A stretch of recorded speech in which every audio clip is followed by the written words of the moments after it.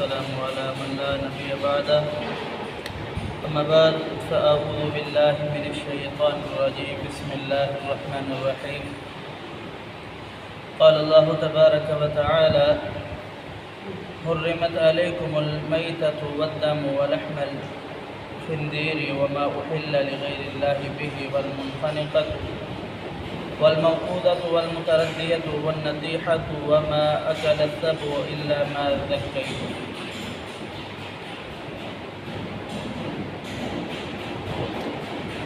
گزشتہ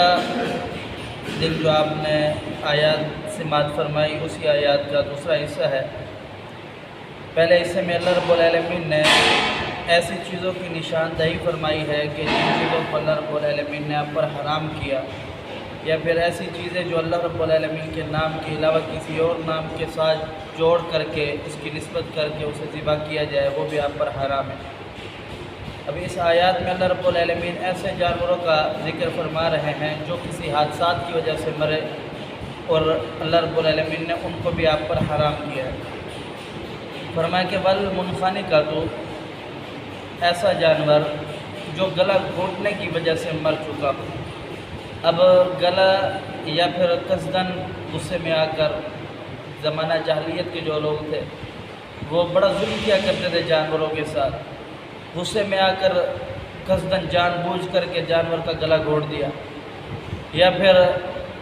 بال اتفاق جانور کا گلا گھونٹ جائے، رسے کے ساتھ بندھا ہوا ہے، اس نے اپنے آپ کو کھینچا یا پھنس گیا، اس کا گلا گھونٹنے کی وجہ سے وہ مر گیا،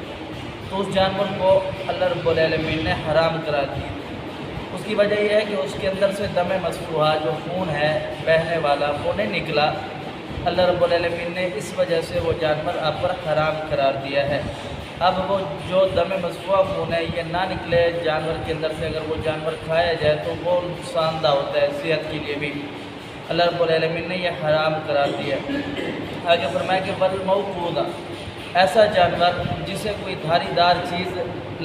کے علاوہ کوئی ایسی چیز اوپر سے گرے، یا پھر اس کو لاٹھی وغیرہ کوئی بھاری چیز سے مارا جائے اور وہ اس کے ساتھ مر جائے، تو ایسا جانور بھی اللہ رب العالمین نے آپ کے اوپر حرام کیا ہے۔ والمتردیۃ والنطیحۃ، اور ایسا جانور جو گرنے کی وجہ سے مر جائے، یا پھر نطیحہ سینگ لگنے کی وجہ سے مر جائے، ایسے جانور کو بھی اللہ رب العالمین نے آپ پر حرام قرار دیا ہے۔ اب یہ جو صورتیں ہیں یہ ایسی صورتیں ہیں کہ مطلب اللہ رب العالمین نے ان کو حرام اس وجہ سے قرار دیا کہ جو زمانہ جاہلیت کے لوگ تھے وہ جانوروں کو اتنا مارا کرتے تھے، مرنے کی وجہ سے مر جائے تو اسے ذبح کر کے وہ کھا لیا کرتے تھے، یا پھر کسی بھی وجہ سے مر جائے تو اسے ذبح کر کے کھا لیتے تھے، تو اللہ رب العالمین نے اس چیز سے منع فرمایا کہ یہ صحت کے لیے بھی نقصان دہ، اور اللہ رب العالمین نے اسے حرام قرار دے دیا۔ آگے فرمایا کہ وما اکل السبع الا ما ذکیتم، ایسا جانور جسے درندوں نے کھایا ہو وہ بھی آپ پر حرام ہے۔ اب اس کے اندر اللہ رب العالمین نے فرمایا کہ اللہ، سوائے اس جانور کے ما ذکیتم جسے تم ذبح کر لو۔ یہ جتنی بھی صورتیں گزری ہیں پیچھے یہاں تک ملا کے 9 صورتیں ٹوٹل بنتی ہیں، ان 9 صورتوں کے اندر یا اس کے علاوہ کوئی اور صورت بھی بن جاتی ہے، اگر آپ جانور کی جان نکلنے سے پہلے اسے ذبح کر دیتے ہو تو پھر آپ پر وہ جانور حلال ہے، اگر جان اس کے اندر ہے نہیں پھر آپ اس کو ذبح کر دو تو پھر حرام ہے۔ جناب عدی بن حاتم رضی اللہ تعالی عنہ رسول اکرم صلی اللہ علیہ وسلم سے سوال کرتے ہیں کہ اللہ کے رسول، میرے پاس ایک لاٹھی ہے، ایسا ڈنڈا ہے جس کے سامنے میں نے چوری باندھی ہوئی ہے، اور میں شکار کرتا ہوں، اس لاٹھی کو پھینکتا ہوں، وہ اسے لگ جاتی ہے اور وہ جانور مر جاتا ہے، تو میرے اوپر کیا حلال ہے؟ تو پیارے حبیب پیغمبر علیہ السلام نے فرمایا کہ جو لاٹھی آپ پھینک رہے ہو جس کے سامنے چھری لگی ہوئی ہے، یا کوئی ایسی چیز ہے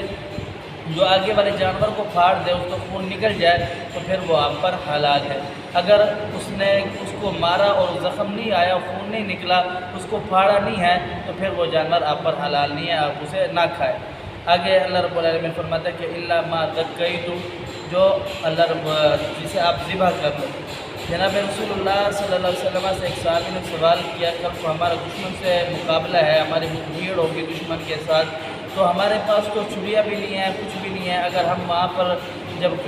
کچھ بھی کھانے کے لیے، کچھ ذبح کرنے کے لیے کوئی چیز لے کر کے آئے تو پھر ہمارے پاس تو چھریاں بھی نہیں ہیں، ہم کس چیز کے ساتھ، جو کھونٹے ہوتے ہیں ان کے ساتھ جانوروں کے